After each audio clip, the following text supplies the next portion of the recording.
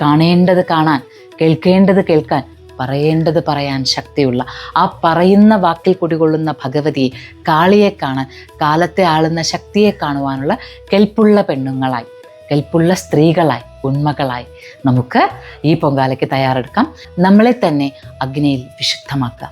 നമ്മളുടെ മനസ്സിൽ നമ്മൾ അകാരണമായി സൂക്ഷിക്കുന്ന ചില ഭയങ്ങളില്ലേ, ഒരു അരക്ഷിതാവസ്ഥയില്ലേ, അതിനൊക്കെ വിട്ടുകളയുക.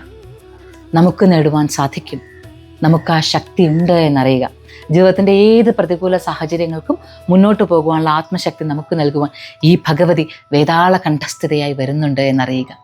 സ്നേഹമാണ് അവിടുത്തെ ഭാഷ എന്ന് മനസ്സിലാക്കുക. അഗ്നിയുണ്ട് എങ്കിലും തിന്മയ്ക്കുമേൽ മാത്രമേ അത് എരിഞ്ഞടക്കുകയുള്ളൂ എന്ന് മനസ്സിലാക്കുക. പാണ്ഡ്യനഗരം മുഴുവൻ ഭഗവതി ചുട്ടരിച്ചു എന്നാണ് ഐതിഹ്യം. പക്ഷെ ആലോചിച്ച് നോക്കൂ, അങ്ങനെ പറയുമ്പോഴും അവിടെ അമ്മയെയും പെണ്ണുങ്ങളെയും മക്കളെയും ഒക്കെ കാത്തുരക്ഷിച്ചു ഭഗവതി. ഇവിടെ വന്നപ്പോഴോ അഗ്നിജ്വാലകളിൽ നിൽക്കുമ്പോഴും അമ്മേ എന്ന ആർദ്രമായ വിളി ഭഗവതി കേട്ടു. അവിടെ ആ അഗ്നിയെല്ലാം, ആ ജ്വാലകളെല്ലാം എരിഞ്ഞടക്കുന്ന അവസ്ഥകളിൽ നിന്ന് മാറി പ്രകാശമായി ഭവിച്ചു. ഇതുപോലെയാണ് നമ്മളിൽ സംഭവിക്കുന്നത്. എന്തെങ്കിലും ഉണ്ടെങ്കിൽ അത് എരിഞ്ഞടങ്ങേണ്ടതാണ്. എരിഞ്ഞടങ്ങേണ്ടതെല്ലാം എരിഞ്ഞടങ്ങട്ടെ, തെളിയേണ്ടതെല്ലാം തെളിയട്ടെ. അതിനുള്ള ശക്തി പകരട്ടെ.